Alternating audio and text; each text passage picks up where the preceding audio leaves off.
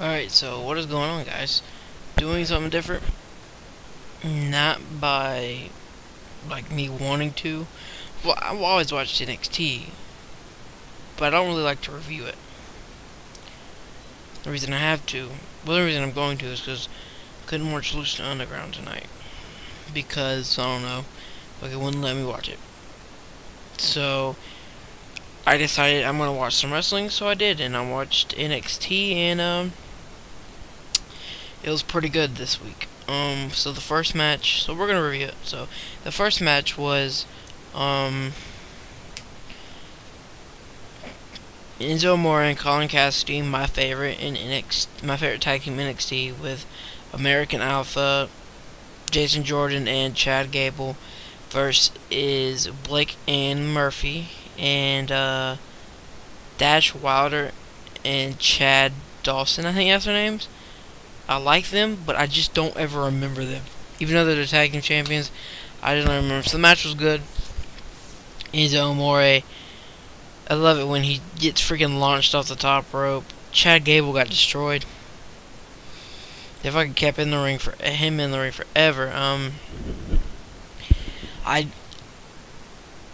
hoping freaking after Fastlane put Enzo Amore, a big cast on the main roster. I mean, I'd like to see all them tag teams on the main roster that we just saw.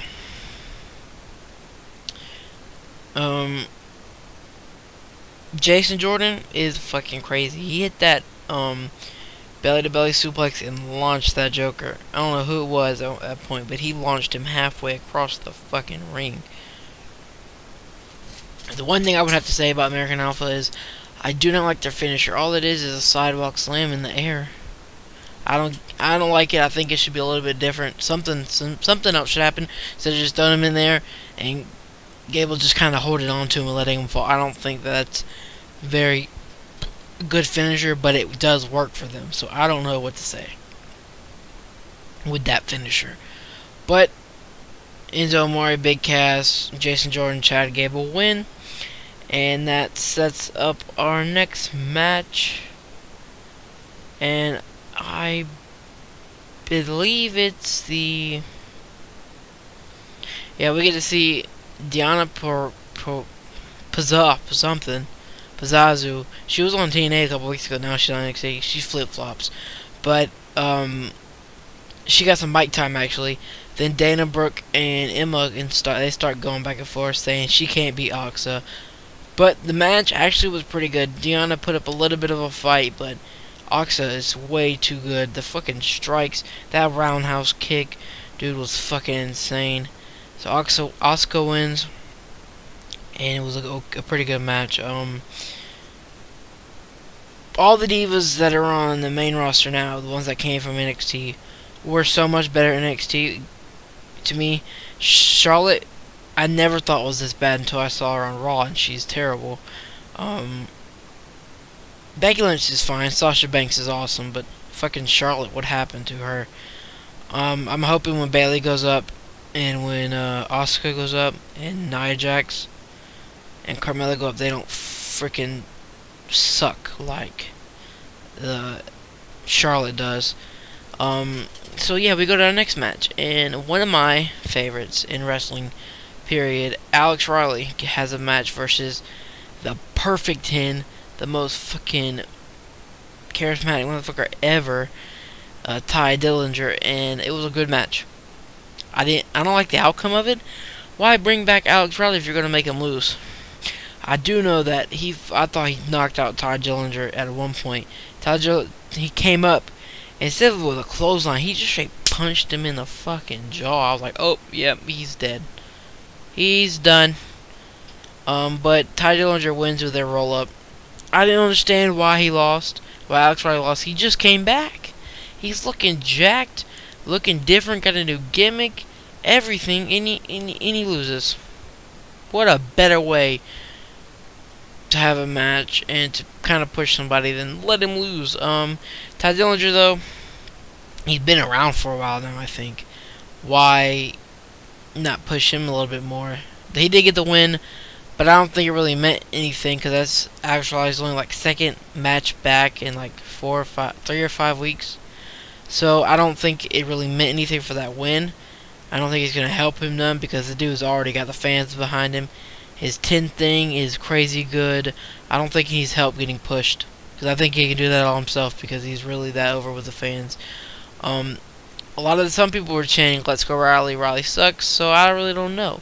I mean, Alex Riley has been in the, was in the main event, kind of. It was like the manager for Miz. So, against John Cena, so I don't really know. I wish Alex Riley would have won, and I wish it would have went on a little bit longer, but all in all, it was a solid match for how much time it was. Because Alex Riley just hitting some powerful moves. The clothesline he hit and the punch he hit, I think that was fucking it. And the chops, dude. He's powerhouse right now, and it's fucking awesome. So that was everything all the way up until the main event, which you see on the screen. One of my favorite wrestlers of all time, Samoa Joe, going up against Sami Zayn, El Generico. I've seen him wrestle as both, and so he's awesome. That match, I loved it. Samoa Joe, I've seen him wrestle forever now. Sami Zayn, I've seen him wrestle. So it's their styles together. What I do know is I love how Sami Zayn, he looks so fucking small, but he still hits the blue thunder bomb on a big guy like Samoa Joe. It was awesome. I love Samoa Joe's STO out of the corner. When they come running up, Samoa Joe catches his ass, fucking throws him down. It was pretty cool. I love the power slam by Samoa Joe. He does it just like Randy Orton. There's like no room. So he grabs you. You're like not even a fucking 360-degree turn. It's like a fucking right angle. Not a right angle, acute angle. You're just fucking down. So boom, you're down. It was fucking crazy. The ending was crazy. So Samoa Joe grabs the rear naked choke on Sami Zayn, but Sami Zayn gets out of it. So Samoa Joe sets him up for a muscle buster. And Sami Zayn gets out of it, pushes him into the turnbuckle. Sami Zayn hits him with a haluva kick, and they fall over. But Samoa Joe's not on the ground, so Sami Zayn just kind of collapses back on him. And they both get counted out by a guy named Drake Younger. I know he was in CZW. I've seen a couple of his matches before. I don't really watch CZW because it costs money and shit. So I've seen some of his matches they just put on YouTube, and he looks pretty good as a wrestler. Why go to a ref in WWE when you can continue to wrestle? I really don't know. But get back to the point where he counted them both up as a draw. To me, Samoa Joe won that match. To me, he won because Sami Zayn was in the air more of, like, barely on top of Samoa Joe, because when Samoa Joe saw that, he put his arm and his other leg over Sami Zayn's two arms. So I think Samoa Joe should have won that because just the way the angle, I don't really know. I don't know what the main event scene is going to be, even though because Finn Balor's injured, so don't know what's going to be happening with that, but NXT was great tonight. It's always great, but you know, sometimes I don't understand it. But tonight it was awesome, and pretty excited about the future right now. But of WWE in general, and well, after NXT, when the people coming from NXT, hopefully they know what the fuck they're doing with them and don't ruin them. That's it. Sorry, no Lucha Underground tonight, guys, but we got an NXT review instead, so like, subscribe, and comment. I am out, hopefully, Lucha Underground next week.